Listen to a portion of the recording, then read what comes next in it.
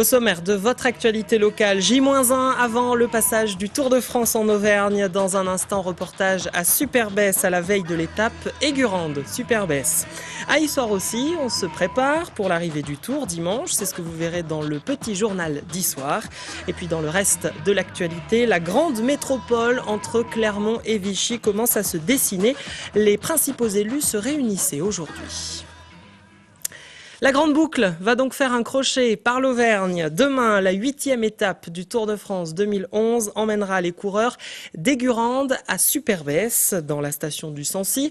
On est fin prêt pour accueillir l'événement. Certains spectateurs sont même déjà installés. C'est ce qu'ont pu constater aujourd'hui Grégory Gomez et Michael Briffaut. Le Tour de France est déjà à Superbès, ou plutôt son estrade qui dominera demain la ligne d'arrivée. Déjà présents surtout ces passionnés venus en nombre aujourd'hui assister aux derniers préparatifs.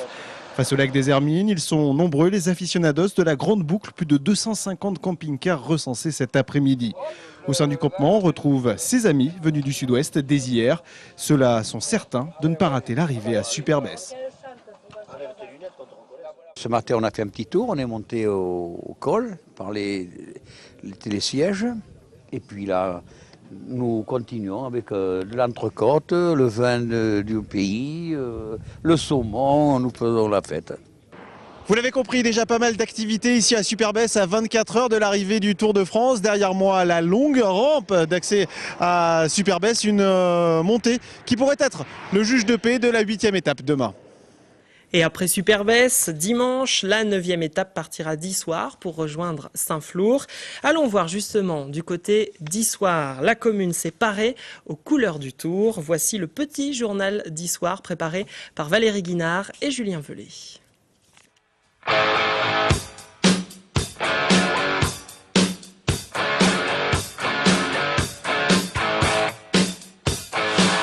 Bonjour à tous et bienvenue dans ce dernier petit journal d'Issoire. Alors évidemment, on ne pouvait pas quitter la ville sans vous parler du Tour de France. Il partira d'ici, dimanche, aux alentours de midi. C'est donc juste devant l'office de tourisme que Cavendish, Vauclair et Uchoft s'aligneront sur la ligne de départ. C'est la 3e fois que la ville accueille le Tour de France, une manifestation qu'ici on aime et qu'on prépare depuis déjà quelques mois. Il faut savoir qu'on travaille sur le Tour de France depuis 6 mois en fait. Enfin, ça paraît pas parce que c'est quelque chose de très rapide, mais en fait nous quand on a appris le passage du Tour de France en novembre, on a commencé à créer un logo en fait qui s'appelle Planète Vélo. Et donc de là, on a décliné toute notre décoration. En tout, ce sont donc 5 maillots géants comme celui-ci qui ont été posés sur les principaux bâtiments de la ville. Puis il y a aussi les plus petits en guirlande, maillots jaunes, verts ou à pois. Il y en a 5 km en tout étendus dans les rues, mais aussi chez certains commerçants, car eux aussi ont voulu s'associer à la fête. Pour nous, ça a été les maillots et les grands bandeaux que l'on peut accrocher. Sur l'association ACVY, alors eux, ils ont fait faire des tableaux par une artiste peintre sur le thème du vélo avec des commentaires humoristiques.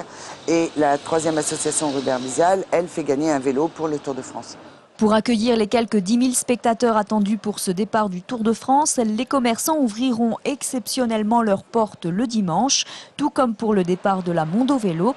Là, ce sont 20 000 personnes que la ville espère. Nous allons maintenant partir à la découverte d'une exposition qui retrace l'histoire du vélo à Issoire. Elle a lieu jusqu'au 16 juillet à la Halle au Grain. C'est ici.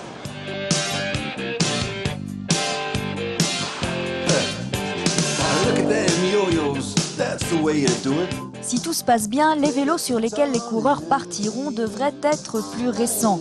Ceux-là proviennent de la collection de Dario Toriani, un passionné du Tour de France qui possède quelques 150 bicyclettes, dont la plus vieille, c'est ce Grand Bi de 1850. À côté sont également exposées les petites histoires des meilleurs moments du Tour de France dans la région. Il y a la montée du Puy-de-Dôme de Raymond Poulidor, les premières fois où la grande boucle est passée par Issoire avec Lance Armstrong en jaune. Et à côté, cette maquette d'Issoire, ville arrivée du Tour de France. C'est une maquette que j'ai commencé en 1992, donc ça fait bientôt 20 ans. J'ai commencé par l'église, ensuite l'hôtel de ville, la gare, et puis on a rejoint tous les quartiers, et aujourd'hui je la présente justement avec une décoration Tour de France. Pour revenir sur les figurines, devant vous, vous en avez entre 1300 et 1400 personnages. Je les ai moulés, donc j'ai pris des empreintes, moulées en résine, peints à la main et collées.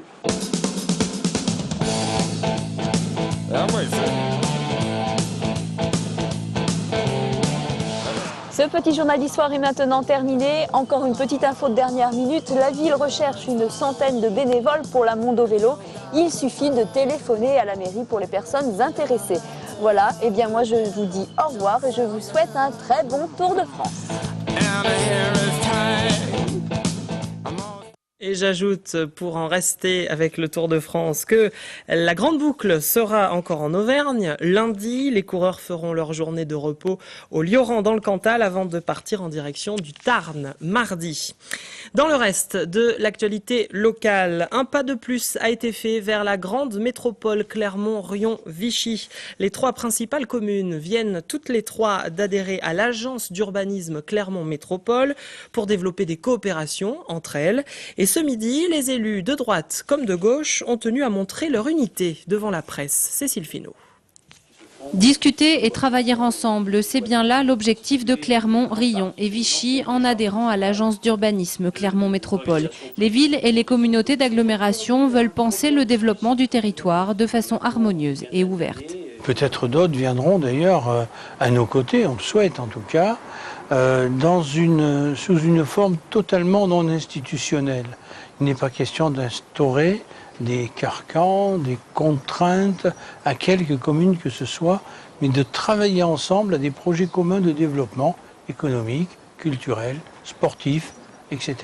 De nombreux enjeux d'avenir sont communs aux villes de la plaque urbaine clermonto-vichysoise. L'idée est donc de mutualiser la réflexion comme les moyens pour une meilleure efficacité. C'est une agence d'urbanisme et de développement, elle est là pour faire des études et pas pour les redoubler. Sur l'axe allié, il faut faire une seule étude et pas faire une étude à Vichy et une étude à Clermont-Ferrand. Sur les transports, on ne va pas faire... il y a aujourd'hui des autorités de transport qui sont distinctes. On peut très bien envisager demain qu'il y ait une seule autorité de transport qui travaille ensemble. Donc, le deuxième rôle de l'agence, ça va être de travailler sur un certain nombre d'études et surtout de mettre en commun les moyens pour que ça coûte moins cher. Les élus visent en effet les mêmes objectifs, que ce soit pour l'amélioration des transports, la création d'une ligne à grande vitesse ou le développement de l'habitat et des pôles économiques. La concertation semble aujourd'hui la clé de la réussite. Pour tout savoir sur les forts villageois du Puy-de-Dôme, une série de fascicules vient d'être éditée par la DRAC Auvergne, Direction des Affaires culturelles, et le Conseil d'urbanisme et d'architecture du Puy-de-Dôme. Chaque ouvrage est dédié à un centre-bourg différent. On peut citer par exemple Ploza, Espira ou encore le Broc, près d'Issoire. On va écouter une architecte archéologue qui nous explique ce que sont les forts villageois. Ces forts ont été construits pendant la guerre de 100 ans pour protéger les populations. Et c'est vrai que les plaines de la Limagne étaient peut-être particulièrement en position de danger, donc ça peut expliquer ça, mais ça peut aussi s'expliquer par des problèmes de seigneurie. Il explique, ce qui est très intéressant, c'est que ça a été aussi le moment pour les habitants de se sortir un petit peu de la mainmise des seigneurs, de gagner un petit peu d'autonomie, parce que c'était eux souvent qui ont construit les forts, donc ça a aussi des dimensions politiques. C'est pour ça que c'est vraiment un problème, une question vraiment passionnante à tous les points de vue. Des images et des propos recueillis par Ariane Monfray et Nicolas Rochon. Un petit détour par l'espace Harmonie Auvergne à Clermont pour terminer ce JT. Les amateurs photographes et cinéastes d'Auvergne exposent leur travail pendant tout l'été, place Gaillard. 19 artistes amateurs présentent leurs œuvres sur différents thèmes. Ils mettent notamment en valeur les paysages auvergnats, comme vous allez le voir sur ces images. Mais ils mettent également en avant les villes et plus particulièrement Clermont-Ferrand. Au final, 120 ans de passion photo donnent à voir plusieurs regards posés sur la région, et ce jusqu'au 26 août, du lundi au vendredi de 9h15 à 18h à l'espace Harmonie Auvergne à Clermont. C'est la fin de ce JT. Le direct se poursuit sur Clermont Première avec dans un instant la météo, l'invité du jour et puis notre dossier spécial Issoire. À tout de suite. Toute l'actu locale est aussi en ligne. Retrouvez votre JT sur clermontpremière.com.